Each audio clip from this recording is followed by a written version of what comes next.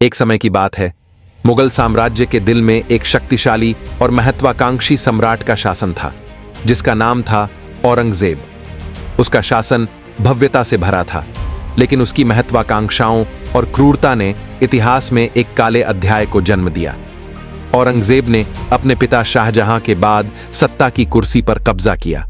सपना था कि वह पूरे साम्राज्य को अपने धार्मिक विश्वासों के हिसाब से ढाल सके, लेकिन उसका दिल बहुत कठोर था, खासकर उन लोगों के प्रति जो उसकी तरह मुसलमान नहीं थे, हिंदू और मराठा।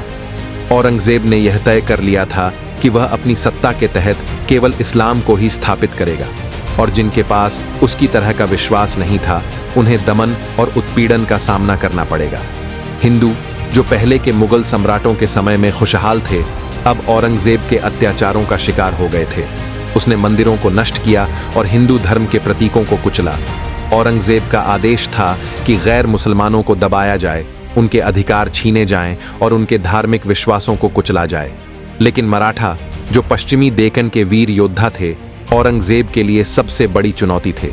उनके नेता छत्रपति शिवाजी महाराज पहले ही मुगल साम्राज्य के खिलाफ वीरता से लड़ चुके थे। औरंगजेब ने इसे अपनी अस्मिता का सवाल बना लिया था और मराठों को कुचलने के लिए कुछ भी करने को तैयार था। शिवाजी की नेतृत्व क्षमता ने मराठा साम्राज्य को मजबूत किया था और उनकी आत्मा ने पूरे क्षेत्र में प्रतिरोध की भावना को जागृत किया था।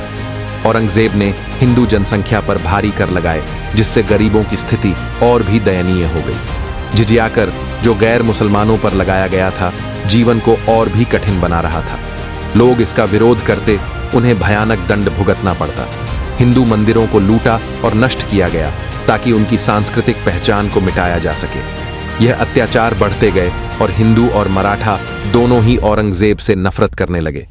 औरंगजेब का अत्याचार बढ़ता गया, लेकिन मराठों ने छत्रपति शिवाजी और उनके उत्तराधिकारियों के नेतृत्व में कड़ी संघर्ष की। मराठा साम्राज्य ने औरंगजेब के खिलाफ आवाज उठाई और पूरे साम्राज्य में विरोध फैलाया।